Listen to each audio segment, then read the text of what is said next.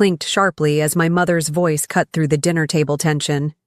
Rachel, we've decided it's best if your engagement is celebrated together with your sister's baby shower. It'll save money, time, and everyone can just attend one party. I froze, my fork hovering above my plate. Excuse me? Before we begin, drop a comment and tell us where are you from and from which city you're watching our videos. And after watching the whole video, don't forget to tell us what would you do in this situation? Be honest, tell me in the comments below. We read every comment. Let's begin. My younger sister, Hannah, leaned back in her chair, stroking her swollen belly like she was queen of the evening. Honestly, it's perfect. People will come for me and the baby, but at least your little moment won't get completely overlooked. Laughter erupted from the table. My aunts, cousins, even my father chuckling as if Hannah had cracked the joke of the century.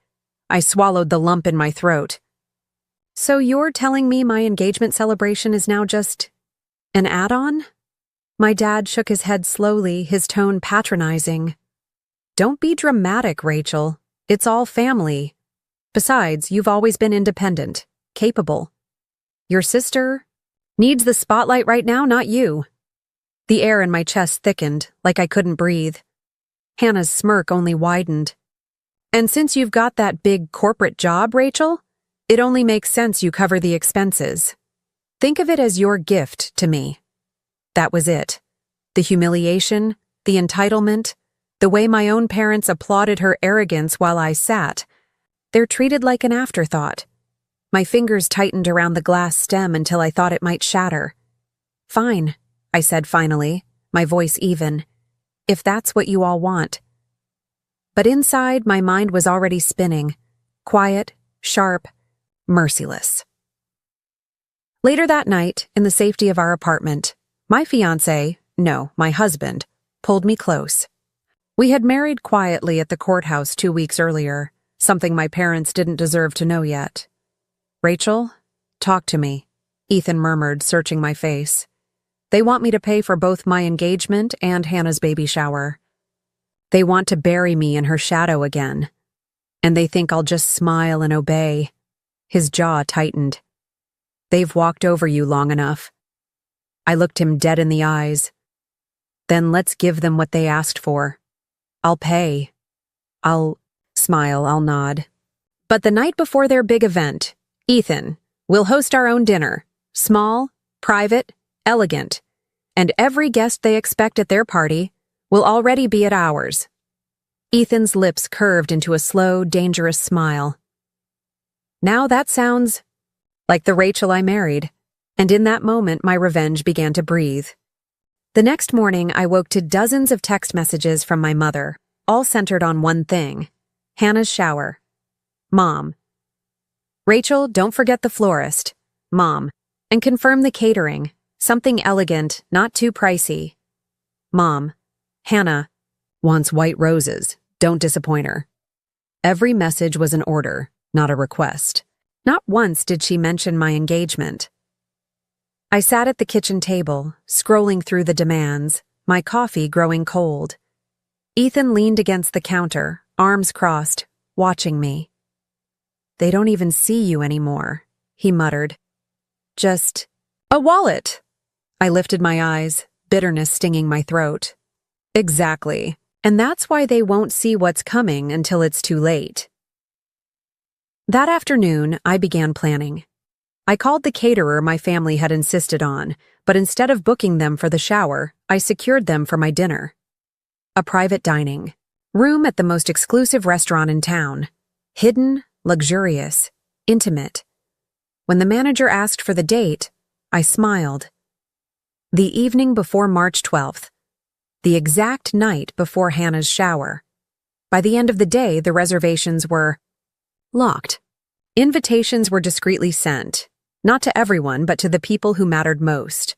Family, friends, relatives, colleagues my parents desperately wanted to impress. I worded it carefully. Rachel and Ethan invite you to an intimate celebration. Dinner to share their union and future. This is private, by invitation only.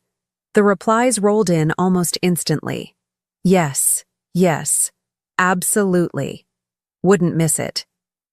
Meanwhile, Hannah continued posting online about her upcoming shower, bragging about her registry, acting as if she were royalty. She had no clue that the guest list she thought would clap for her would be dining with me the night before. 3 days before the events, my mother called. Her voice was sharp, impatient. "Rachel, did you book the band yet? Your sister wants live music. We need everything perfect." I pressed the phone to my ear, keeping my tone calm. "Don't worry, Mom. Everything is under control." "Good," she snapped. "Don't let Hannah down. This is the most important moment of her life. My life didn't even register. I could have laughed at the cruelty if it didn't sting so deeply." When I hung up, Ethan slid a folder across the table toward me. Inside was a seating chart for our private dinner. "Every important guest confirmed. I checked twice," he said, his voice low with satisfaction. I scanned the names, family friends, old neighbors, even a few of Hannah's closest girlfriends who apparently preferred a 5-course meal and a champagne toast over a baby shower buffet. My chest warmed with a mix of relief and vengeance. "They'll all be there," I whispered. "They'll choose us." The night arrived. I stood in front of the mirror in our suite at the restaurant, smoothing down the emerald silk dress Ethan had surprised me with. It clung to my figure, elegant without being revealing, the kind of dress that screamed confidence.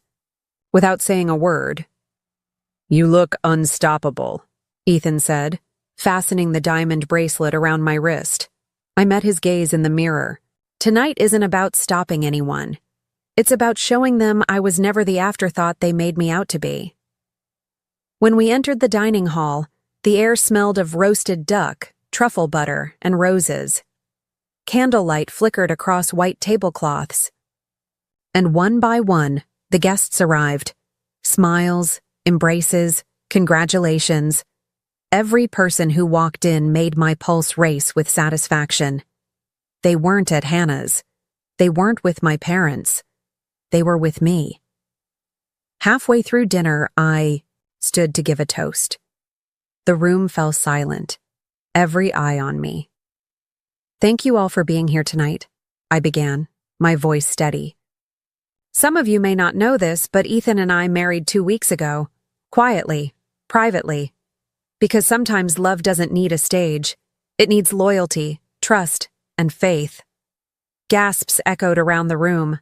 Glasses lifted. Applause erupted. Ethan squeezed my hand under the table, his eyes gleaming with pride. And in that moment, I knew. Tomorrow, when Hannah walked into her shower expecting adoration, she'd find empty seats. When my parents looked around for their friends, they'd see none. They'd finally understand the truth. I didn't need their permission. I didn't need their approval. And I didn't need to stand in my sister's shadow any longer. The quiet revenge was already in motion. The next morning, sunlight spilled through the curtains of our apartment, but I hardly noticed. My phone was already buzzing non-stop. Aunt Carol. "Rachel, last night was magical. Thank you for inviting us." Family friend? Marianne. "Honestly, best dinner we've ever been to. You and Ethan are perfect together." Neighbor Mrs. Dalton. "I won't be able to make Hannah's shower today, but I'll drop off a gift later." I scrolled through message after message, my lips curving into a slow smile. They'd chosen, just as I knew they would. Ethan brewed. Coffee sliding a mug in front of me. "They're waking up to it right now," he said. His voice carried that sharp edge of satisfaction. I pictured my parents arriving at the venue for Hannah's shower, expecting a crowd, expecting adoration, only to find half the chairs empty, tables untouched, the air thick with embarrassment. Around noon, my phone rang. It was my mother. "Rachel." Her voice cracked with fury, every syllable trembling. "What did you do?" I sipped my coffee slowly. "What do you mean?" You know exactly what I mean. Last night, your dinner. You stole our guests. You realize what you've done to your sister's shower? People are canceling left and right. I set the mug down, letting a beat of silence drag across the line. I didn't steal anyone. I invited them. They chose. On the other end, her breath hitched, like she'd been slapped. My father's voice thundered in the background. Ungrateful, selfish. Finally, my mother hissed, "You've humiliated us." "No," I said evenly. "You humiliated me when you tried to turn my engagement into a footnote at Hannah's baby shower. You used me as a wallet, a prop. Last night? That was me taking back my voice." Her silence was deafening. Meanwhile, at the shower, Hannah's meltdown was already unfolding. "Where is everyone?" she snapped, pacing the decorated hall. Pink and white balloons bobbed overhead, untouched platters of sandwiches and cupcakes lined the tables. The guests who had shown up were mostly stragglers, distant cousins, one or two old neighbors. Her closest girlfriends? Absent. The respected family friends my parents had bragged about? Absent. Even her husband's relatives had sent apologetic texts, claiming prior commitments. Hannah clutched her phone, scrolling furiously. "They all went to Rachel's dinner? Are you kidding me?" Her husband tried to calm her down, but she shoved his hand away. Tears of rage streamed down her face. "This was supposed to be my day." My parents hovered awkwardly near the entrance, their proud smiles long gone. My father muttered curses under his breath. My mother's cheeks flushed crimson. They couldn't spin this. They couldn't save face. The truth was bare. Their golden child wasn't enough to hold the crowd. Back at our place, Ethan leaned over the counter, reading the texts coming in. "Your cousin Megan said your toast was the most powerful thing she's ever heard. She said, 'You looked like you owned the room.'" I exhaled slowly. For the first time in years, I felt seen. Not the afterthought. Not the family's scapegoat. Just me. But then, my phone buzzed again. A different number. "Hannah." "Rachel," she seethed. The moment I picked up, "You ruined everything. You're pathetic. You couldn't stand me being the center of attention, could you?" I stayed quiet, letting her words spill like poison. My baby shower was supposed to be the biggest day of my life, and you sabotaged. Everyone will remember how selfish you are." Finally, I spoke, calm and cutting. "Hannah, people didn't skip your shower because of me. They skipped because they were tired of your entitlement. You've been handed the spotlight for years. Last night proved that when people have a choice, they'd rather be somewhere genuine, somewhere real, not a stage built on demands and arrogance." Her breath came heavy, ragged. "You'll regret this." Then the line went dead. Ethan's hand slid into mine. "She doesn't get it, does she?" "She never will," I whispered. Later that evening, photos from our dinner began circulating online. Guests posted pictures of me and Ethan, radiant, under candlelight, captions filled with congratulations and love. Meanwhile, pictures from Hannah's shower told a different story. Empty chairs, half-eaten food, forced smiles. The comparison was brutal and impossible to ignore. By sunset, my mother called again. This time, her tone was not anger. It was brittle, small. "Rachel, we didn't realize." I almost laughed. "Didn't realize what?" "That maybe we pushed you aside too much. That maybe we took advantage." Her words weren't an apology, but they were close enough to sting. For once, my mother sounded uncertain, stripped of her authority. "Mom," I said softly, "you didn't just push me aside. You erased me. Last night wasn't revenge, it was a reminder. I don't need to beg for my place in this family anymore. I've built my own." Ethan squeezed my hand tighter.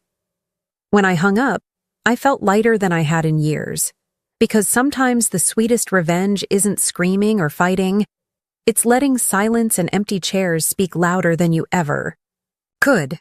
The fallout from that weekend didn't fade quickly. In fact, it clung to my family like a stain they couldn't scrub out. By Monday morning, everyone in town was still buzzing. Did you hear about Rachel's private dinner? Hannah's shower was practically empty. The Morgans aren't as untouchable as they thought. For once, the whispers weren't about me being the quiet, overlooked daughter. They were about how I'd finally stepped out of the shadows and owned the spotlight.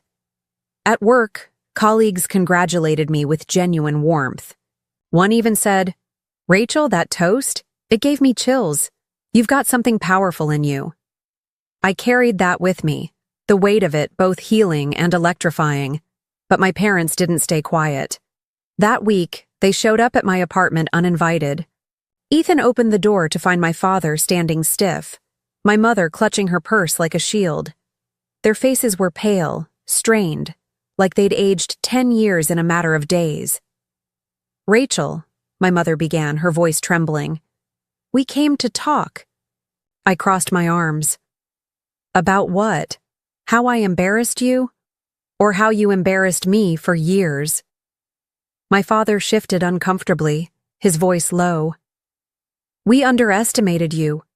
We thought merging the events would make sense. We didn't realize how much it meant to you." "No," I corrected him coldly. "You didn't care. You've always cared more about appearances than about me. You saw me as a convenience, a bank account, a second act to Hannah's play. But I'm done being cast in that role." My mother's eyes glistened. "Rachel, please, we don't want this distance." Ethan stepped closer, his presence steady. "You created this distance. Rachel's just choosing not to carry the weight anymore." Silence stretched between us, thick and heavy. Finally, my father muttered, "We'll go." And just like that, the door closed on them. The first time in my life I felt it was on my terms. As for Hannah, her rage became public. She posted a long, bitter rant online, accusing me of being jealous, manipulative, even cruel. But instead of sympathy, the comments turned against her. "Rachel's dinner looked beautiful. Maybe if you weren't so entitled. Your sister deserves her own celebration too. This isn't jealousy. It's boundaries." For once, people saw through the performance. They saw Hannah for what she was, and they saw me for who I had become. Weeks later, Ethan and I hosted another dinner, this time openly, proudly. Friends filled our home with laughter, clinking glasses, and genuine joy. No comparisons, no guilt, no manipulation. Just us. As I stood at the table looking at Ethan, at the people who chose to be there, something inside me shifted. I wasn't the forgotten daughter anymore. I wasn't the family scapegoat. I was Rachel Morgan, wife, partner, woman who learned the hardest way possible that family can break you, but it's up to you to decide if they keep that power. That night, Ethan pulled me aside, pressing his forehead to mine. "You changed everything," he whispered. "No," I said softly, smiling for the first time without bitterness. "I just finally stopped letting them change me." And with that, I let the weight of years fall away, because sometimes the loudest revenge isn't shouting or slamming doors. It's walking away, standing tall,